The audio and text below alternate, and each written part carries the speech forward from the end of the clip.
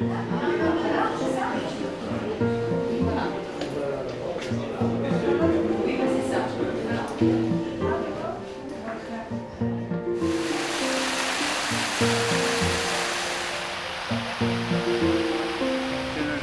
la française. Et il est surtout fait pour les gens qui habitent le château. Et qui...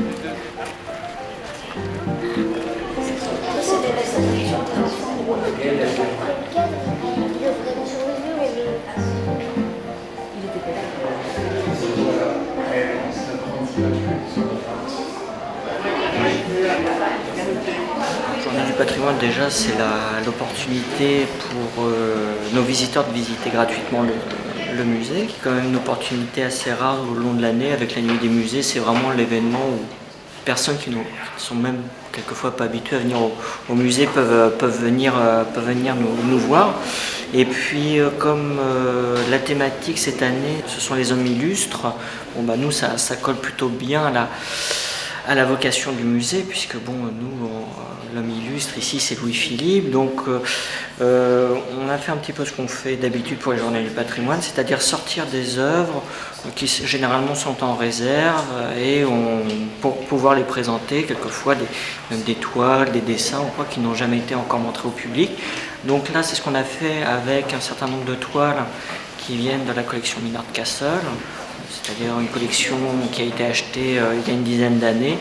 Donc là, on a plutôt mis l'accent sur les portraits de rois et de reines pour justement montrer que Louis-Philippe, au sein même de sa décoration, il y a déjà quelques siècles, avait voulu mettre en avant des hommes illustres.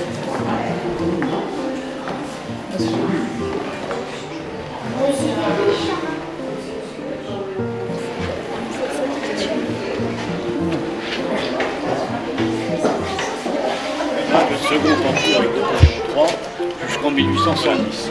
Sur le bas-relief qu'on voit ici, c'est une bataille en Algérie. Et le bas-relief de l'autre côté est plus intéressant en tout de plus près. C'est la prise du fort d'Anvers, 1830 ou 1831. C'est ce que je vais faire. Exprès. Mais je sais pas comment ça s'enfuit.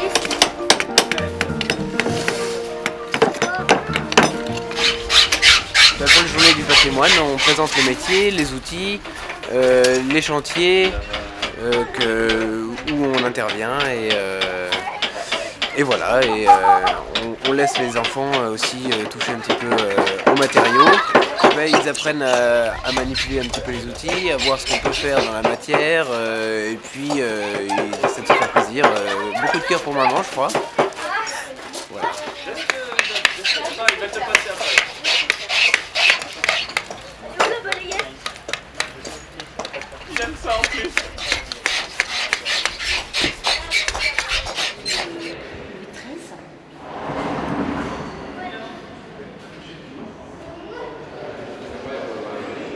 C'est l'exposition traditionnelle qui a lieu tous les ans à la même époque, en septembre, qui s'appelle Image E, et donc qui permet à chacun des membres du club de proposer un nombre variable de photos. En jumelant notre exposition avec les journées du patrimoine, ça nous permet de nous faire connaître par rapport à tout un tas de visiteurs qui ne viendraient pas s'il n'y avait pas ces journées-là, et donc qui découvrent notre travail, qui découvrent aussi parfois la photo, et qui éventuellement viennent nous rejoindre au club. De plus, ça nous permet aussi d'avoir un retour sur le travail qu'on a fait, c'est-à-dire que on fait remplir une petite fiche dans laquelle chaque personne dit la photo qu'elle préfère pour chaque série, et ça nous donne une idée de ce que les gens ont apprécié ou non.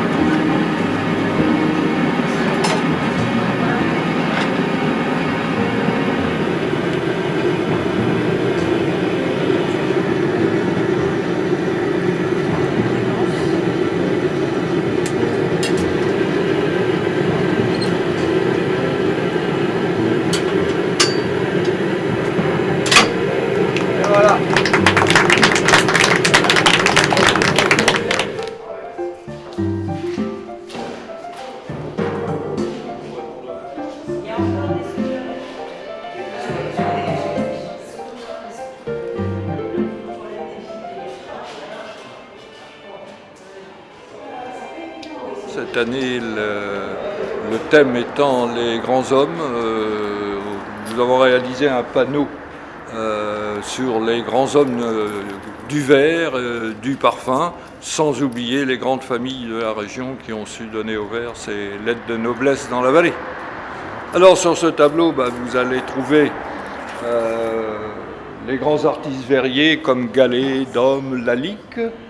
Vous allez trouver, on parle également des vitraux, avec deux vitraux particuliers de la région, qui sont ceux de Varangule,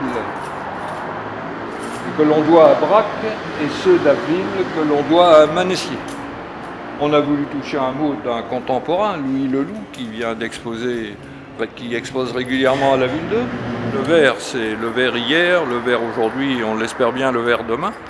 Mais c'est aussi tout un patrimoine, et nous avons ici, et nous en sommes assez fiers, différentes machines qui, pour moi, font vraiment partie du patrimoine industriel, telles que les machines Roiran, Lynch, sans oublier la machine Boucher, bien évidemment. Ces deux filets, les rouleaux tournants, elle va se transformer automatiquement en une petite sphère qui est là. On va amener de l'air chaud et ça va se rétracter pour avoir une charge.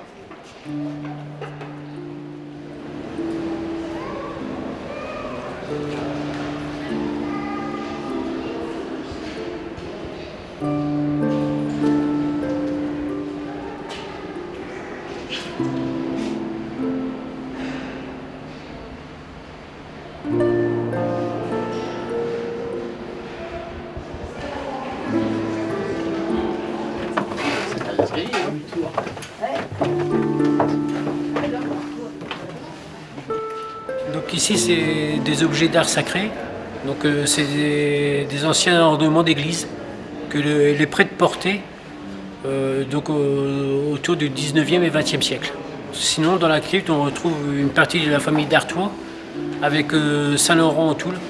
Donc Saint-Laurent-en-Toul c'était un évêque irlandais qui est venu ici en pèlerinage à eux et qui est tombé malade et décédé ici. Donc les chasubles des différentes couleurs liturgiques, naturellement. Donc sauf maintenant le noir a disparu de ce temps parce que le noir servait pour les deuils et maintenant c'est du violet.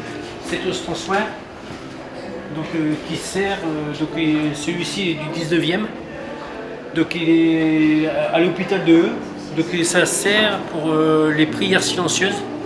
Donc exposition du Saint-Sacrement. Tout ce que je peux te dire, c'est que tout ça, c'est cousu de fil dehors.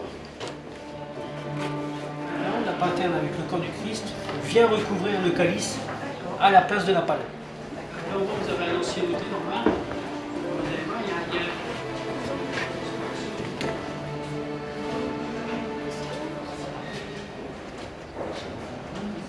Voilà, alors là, c'est la ville. Cette partie-là. On voit les monuments principaux. Elle sort que pour la messe de la Vierge du Vœu, un dimanche de septembre. Eh bien, elle sort de son chiffon bleu pour être montrée. Elle assiste à la messe et puis après, on retourne la coucher à l'endroit où elle est protégée.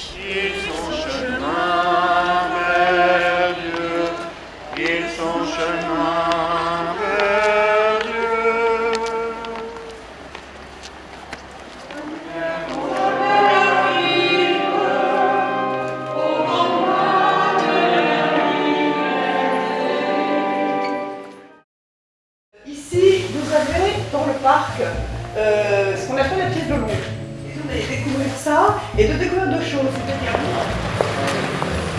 en fait, il s'est marié ici en 1050. Et pourquoi à eux? Tout simplement parce qu'il est venu chercher Mathilde de Flandre, son épouse, à la... donc irlandais, qui est, allez voir, l'origine est beaucoup plus vaste que ça. Le projet d'origine était ça n'était qu'une aile du château. Et j'avais fait la visite avec le Tour Corbeil. Alors on est tout près comme ça. Ah ouais, le son, c'est plus haut.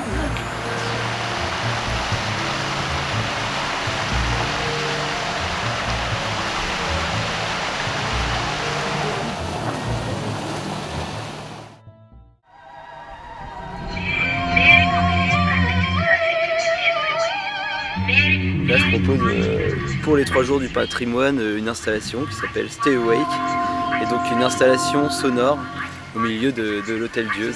Reste éveillé, ça s'adresse à plusieurs personnes, ça s'adresse au public d'abord, qui doit faire le tour de l'installation. C'est une installation sonore, on doit se balader autour, essayer d'écouter, regarder, etc. Ça s'adresse aussi à l'espace du patrimoine, donc à l'espace de l'Hôtel Dieu, qui va être éveillé pendant 3 jours par le son et par l'image un peu. Et ça s'adresse aussi à Mary Poppins, parce que j'ai pris la base de l'installation, c'est Mary Poppins. Il y a une vraie résonance. Déjà le titre des Journées du patrimoine, c'est les grands hommes et les grandes femmes. Donc moi ça m'amusait de rebondir là-dessus.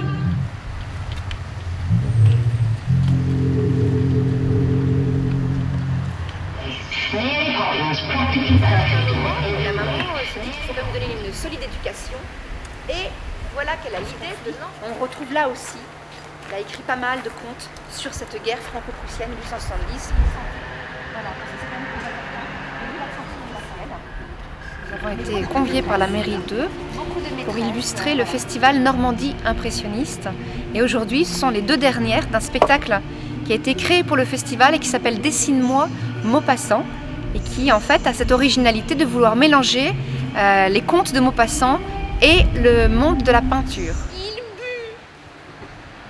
On lui présenta ensuite un morceau de pain. Il mangea.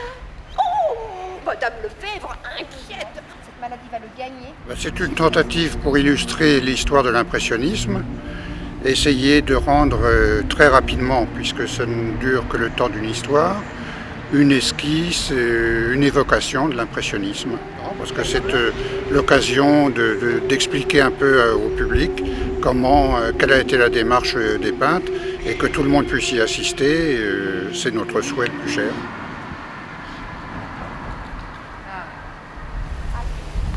Or, le boulanger, qui savait les événements, apporta un matin dans sa voiture. Le peintre a été sorti de l'atelier pour aller peindre en extérieur. C'est effectivement une façon de toucher le public qui est tout à fait nouvelle pour moi, mais très intéressante. Voilà, il a décrit. Pour vous, Normand, je pense que vous connaissez bien votre pays.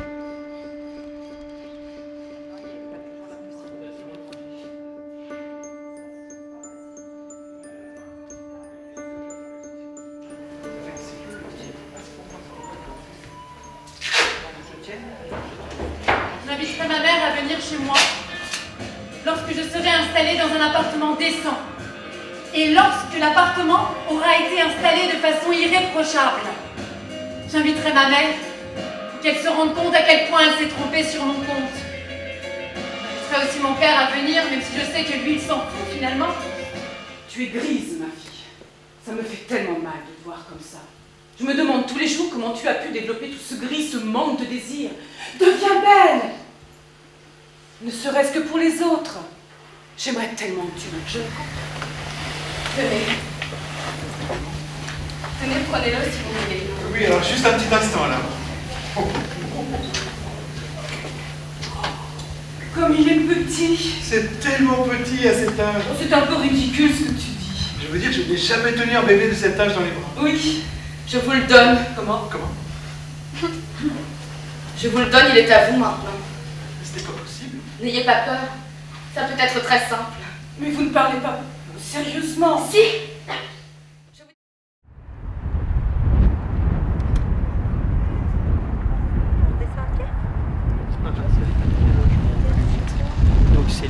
Donc j'interviens aujourd'hui dans le cadre du patrimoine afin de promouvoir le patrimoine paysager, notamment de la vallée de la Brelle, et de mettre en valeur les différences entre le monde plutôt paysager, rural, et le monde périurbain sur l'embouchure maritime. C'est une façon aussi de faire comprendre aux gens que le patrimoine naturel rentre aussi dans les trésors et les joyaux naturels et sensibles de Seine-Maritime. Je prends l'exemple de la bouteille d'eau qui, elle, met à peu près 100 ans à disparaître. Si elle avait été mise dans un container prévu à cet effet pour le tri sélectif, on aurait pu à partir de ce déchet recréer des stylos, recréer des écharpes, recréer énormément de choses. Au lieu de ça, elle a été enfouie ou jetée dans la nature et c'est un déchet qui devient inerte et polluant. Donc voici un exemple de dessin qui a été réalisé cet après-midi. Voilà. Donc à partir de ce même cadre, excusez-moi, et colorié à partir d'essences naturelles. Le vert qui se trouve ici vient de l'herbe qui est sous nos pieds. Le marron qui est ici vient des briques qui se trouvent, les petits débris de briques qui se trouvent au pied de la chapelle. Le noir et le bleu viennent d'essences de fleurs qui se trouvent juste au-dessus. Donc voilà, une personne qui a complètement intégré la vision du paysage et qui sait les représenter quasiment dans sa réalité, quoi.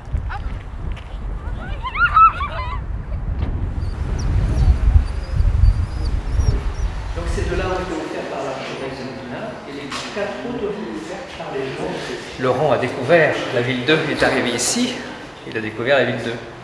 Oui, c'est écrit sur la plaque. C'est écrit sur la plaque qui est à vos pieds. Voilà. Juste là. Et c'est comme ça que donc, à sa mort, on a construit la première chapelle pour sa. Et là, celle-ci, c'est la 6e chapelle depuis sa mort.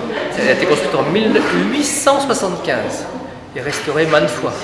On a casé à ce moment-là, c'était le canuet et d'Ordino, donc il a fait couper la Ordino en deux pour caser ces deux. Je crois que les Eudois ont quand même le droit de voir ce lieu qui est toujours fermé en dehors des journées du patrimoine, donc c'est important, ça leur appartient. Voilà, donc on n'a pas l'occasion de l'ouvrir très très souvent évidemment, mais puisque les journées du patrimoine existent et que ça donne l'occasion de le faire, on en profite et je crois que les Eudois aussi en profitent.